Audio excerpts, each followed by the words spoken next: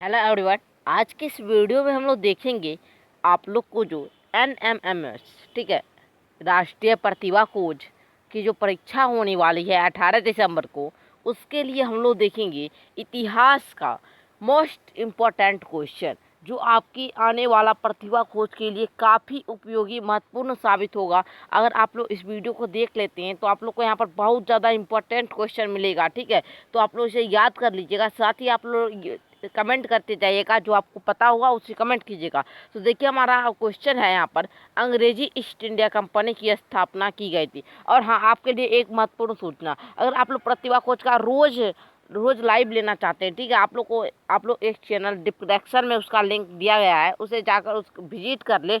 उस चैनल पर रोज आप लोग को प्रतिभा खोज की तैयारी वहाँ पर हो जाएगी, ठीक है। तो देखिए हमारा यहाँ पर क्वेश्चन है, अंग्रेजी ईस्ट इंडिया कंपनी की स्थापना की गई थी। जो अंग्रेजी ईस्ट इंडिया कंपनी थे उनका स्थापना जो हुई थी वह 31 दिसंबर 1600 ईस्वी की हुई थी। अगर यहीं पर आता फ्रांसीसी ईस्ट इंडिया कंपनी की स्थापना, तो वहाँ पर देते 1664 ईस्वी को। पुर्तगालिया 1510 एवं डच जो थे उनका हुआ था 1595 में। लेकिन यहाँ पर अंग्रेजी ईस्ट इंडिया कंपनी की स्थापना 31 दिसंबर 1600 ईस्वी को हुई थी। आगे देखते हैं। देखिए अब आप लोग का क्वेश्चन नंबर आगे है यहाँ पर, 1765 ईस्वी में अंग्रेजी ईस्ट इंडिया कंपनी को दीवानी प्राप्त हुई थी। किसकी दीवानी प्राप्त हुई थी? शाह आलम द्वितीय के द्वारा। तो आप लोग को मैं बता दूं, देखिए यहाँ पर यहाँ पर बक्सर का जो युद्ध हुआ था वह 1764, यहाँ पर पूछा ये भी जा सकता है कि 1764, यहाँ पर 1765 में हुई थी। अंग्रेजी ईस्ट इंडिया कंपनी की दीवानी प्राप्त हुई थी शाह आलम द्वितीय के द्वारा, ठीक है। ईस्ट इंडिया कंपनी को प्राप्त हुई थी दीवानी, ठीक है। तो किस किस राज्य को प्राप्त हुई थी? तो देखिए बंगाल, बिहार और उड़ीसा की दीवानी ईस्ट इंडिया कंपनी को 1765 को प्राप्त हुई थी, ठीक है। किस किस राज्य को? बंगाल, बिहार और उड़ीसा, ठीक है, बंगाल, बिहार और उड़ीसा। तो आगे हम लोग देखते हैं।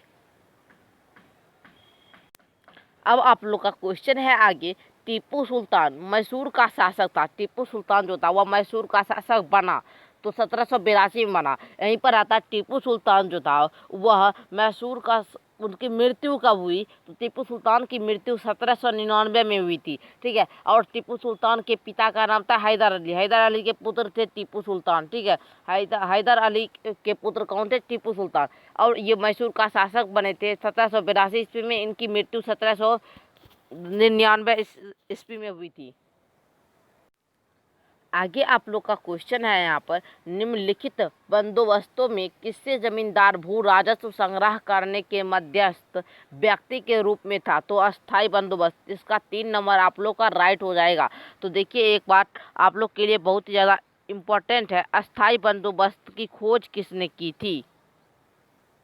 तो देखिए अस्थाई बंदोबस्त का खोज जो किए थे वे थे लॉर्ड कार्नवालिस। कहाँ पे हुआ था अस्थाई बंदोबस्त? सबसे पहले जो है बंगाल में लागू हुई थी। अस्थाई बंदोबस्त सबसे पहले कहाँ लागू हुई थी? बंगाल में। और खोज किए थे इनका लॉर्ड कार्नवालिस। अब आप लोग का आगे क्वेश्चन है यहाँ पर, वन विभाग की स्थापना कब हुई थी? तो वन विभाग की स्थापना 1864 ईस्वी में हुई थी।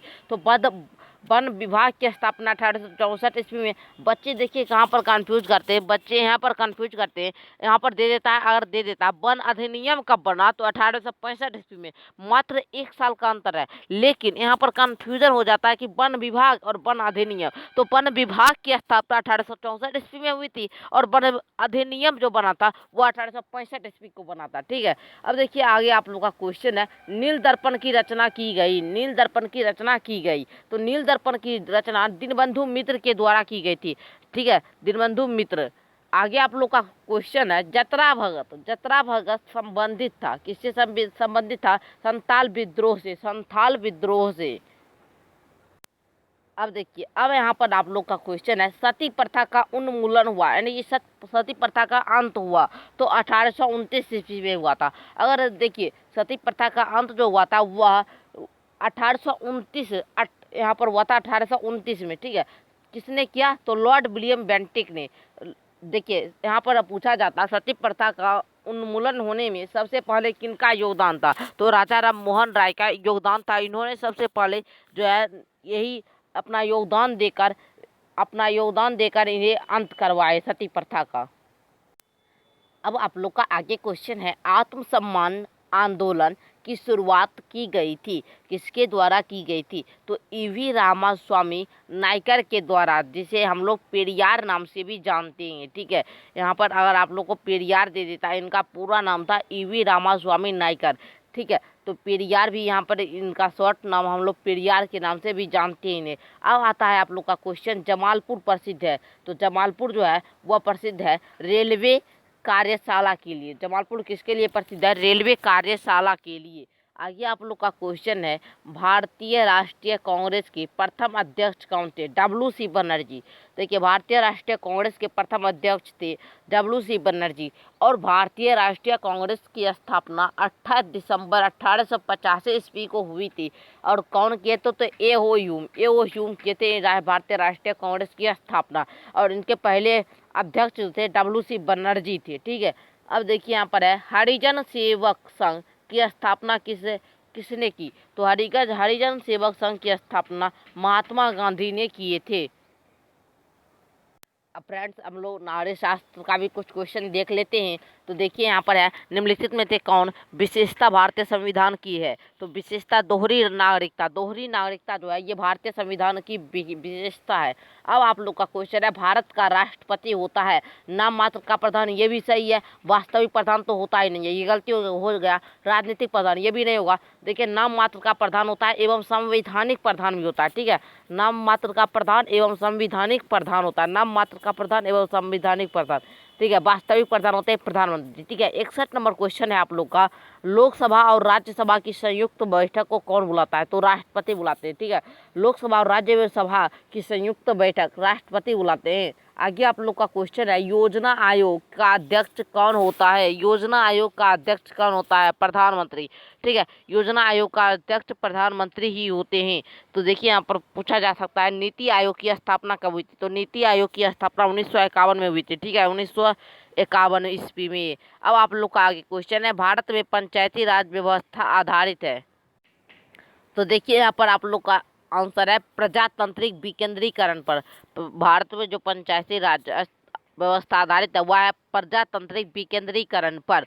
अब है आप लोग का 64 नंबर, निम्न में कौन राज्य के नीति निर्देशक तत्वों का अंग है? तो जनता को बेरोजगारी के संदर्भ में सहायता प्रदान करना, यही है। ठीक है,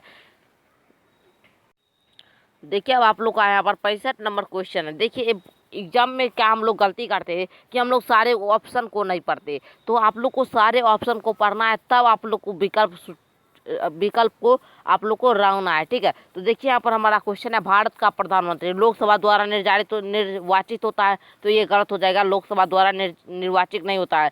संसद द्वारा निर्वाचित ये भी नहीं होता है। लोकसभा में बहुमत दल के द्वारा चुना जाता है, ये सही हो जाएगा। ठीक है, 3 नंबर, भारत का प्रधानमंत्री जो होता है वह लोकसभा में बहुमत दल के द्वारा चुना जाता है।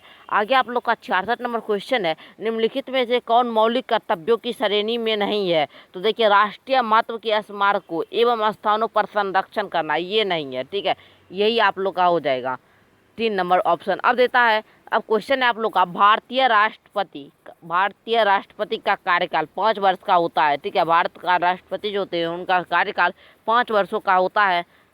अब देखिए यहाँ पर आगे क्वेश्चन है, आधुनिक प्रजातंत्र जाना जाता है प्रतिनिधित्व प्रजातंत्र के नाम से। ठीक है, आधुनिक प्रजातंत्र जो है या प्रतिनिधित्व प्रजातंत्र के नाम से जाना जाता है। अब कहता है, एक एकात्मक शासन व्यवस्था में होता है एकल नागरिकता। इसे आप लोग इसे भी ऐसे भी याद रख सकते हैं, एक एकात्मक यानी कि एकल, ऐसे एक से एकल। ठीक है, ऐसे याद रखिएगा। ठीक है, अब देखिए यहाँ पर किस वर्ष संयुक्त राष्ट्र संघ ने मानवाधिकार की घोषणा की? 1948 ईस्वी में घोषणा की थी। तो इसी प्रकार आज के लिए इतना ही, फिर मिलते हैं हम लोग अगले वीडियो के साथ। तब तक के लिए धन्यवाद।